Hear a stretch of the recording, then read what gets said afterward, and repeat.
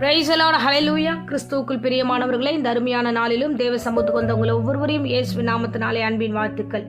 இந்த நாளிலும் மீகா 4ஆம் அதிகாரம் 8வது வசனத்தை அடியேன் வாசிக்கிறேன். மந்தையின் துருகமே, சியோன் குமாரத்தின் அரணே, முந்தின ஆளுகை உன்னிடத்தில் வரும்.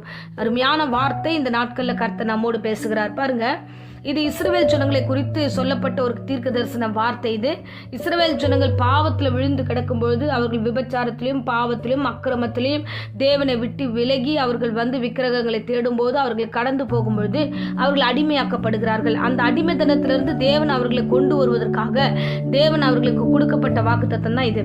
அந்த நாட்களில் ஜனங்கள் எல்லோரும் தேவனை நோக்கி கூக்குரலிட்டு ஜெபிக்கிறார்கள், அழுகிறார்கள். ஆண்டவரே, எனக்கு மறுபடியும் எங்களை விடுதலையாக்க வேண்டும் என்று 400 வருடமாக அடிமைத்தனத்தில் இருந்த இஸ்ரவேலரை தேவன் மோசேவை கொண்டு அங்கிருந்து விடுதலையாக்கி அவர்களை கொண்டு வருகிறார். தேவன் கொண்டு வரும்போதெல்லாம் இந்த ஜனங்கள் என்ன பண்ணுகிறாங்கன்னா, ஒவ்வொரு முறை விடுதலையாய் வெளில வரும்போதெல்லாம் மறுபடியும் தான் விட்ட பழக்கத்துல, பாவத்துல, அக்கிரமத்துல, நினைவில் அவர்கள் விழும் பொழுது அவர்கள் சிறையாக்கப்படுகிறார்கள், அடிமையாக்கப்படுகிறார்கள்.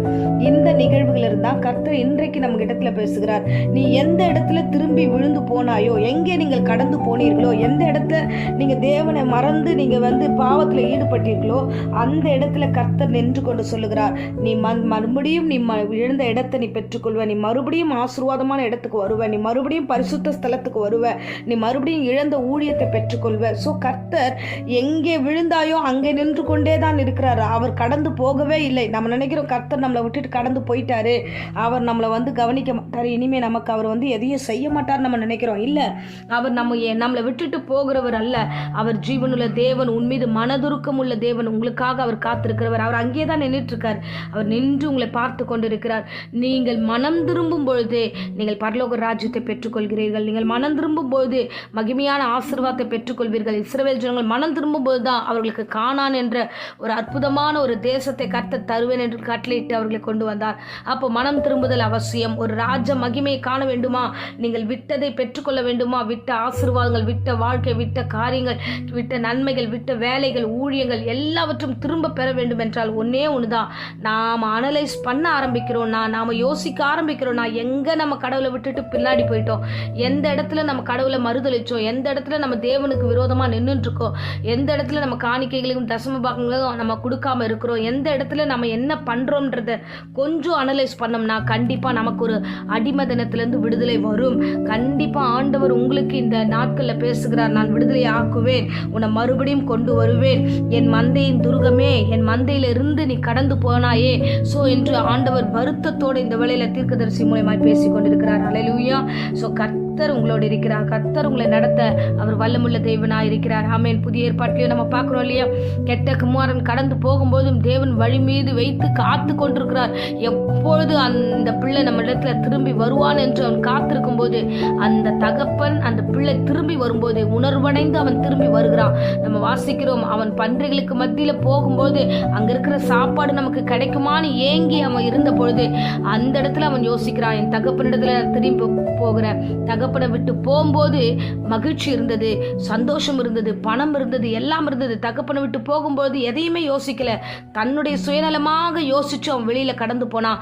ஆனா எல்லாம் இழந்த பொழுது அவன் திரும்பும் பொழுது அந்த இடத்திலேயே தகப்பன் காத்து கொண்டிருக்கிறார். எங்கே விட்டு போனானோ அதே பாசம், எங்கே விட்டு போனானோ அதே இடம்.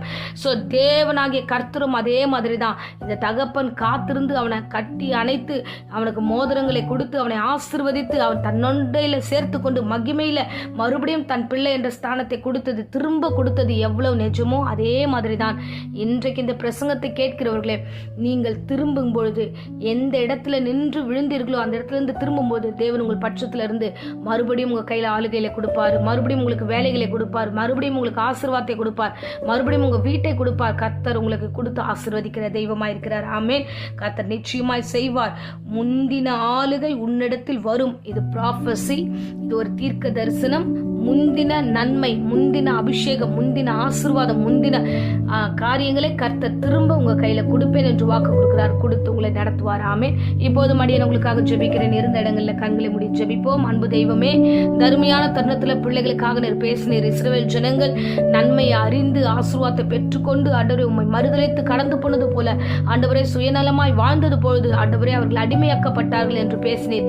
இப்பொழுதும் இந்த பிரசங்கத்தை கேட்டுக்கொண்ட பிள்ளைங்க எந்தெந்த இடத்துல அடிமைகளாக இருக்கிறார்களோ, எந்தெந்த பொருளுக்கோ காரியங்களுக்கோ மனுஷர்களுக்கோ அடிமையானார்களோ, அங்கிருந்து விட்டு வெளியே வரும்போது மறுபடியும் நான் உன்னை ஆசீர்வதிப்பேன் என்று வாக்கு கொடுத்தீர். அந்த வாக்கை நிறைவேற்றும் எல்லா அடிமைத்தனத்தின் உணர்வுகளை இயேசுவின் நாமத்தில் சபித்து கட்டுகிறேன்.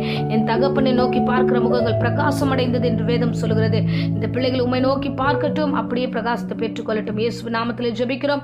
இந்த வேளையில யாரெல்லாம் வியாதியோடு பலவீனத்தோடு பயத்தோடு இருக்கிறார்களோ எல்லா வியாதி விக்கிரங்கள் ஜோரங்கள் பலவீனங்கள் நீங்கி பூரண சுகத்தையும் ஆரோக்கியத்தையும் கொடுத்து வழி நடத்தும். ஆசீர்வதியும். இயேசுவின் நாமத்திலே ஜெபித்து ஆசீர்வதிக்கிறேன் ஜீவனுள்ள நல்ல பிதாவே.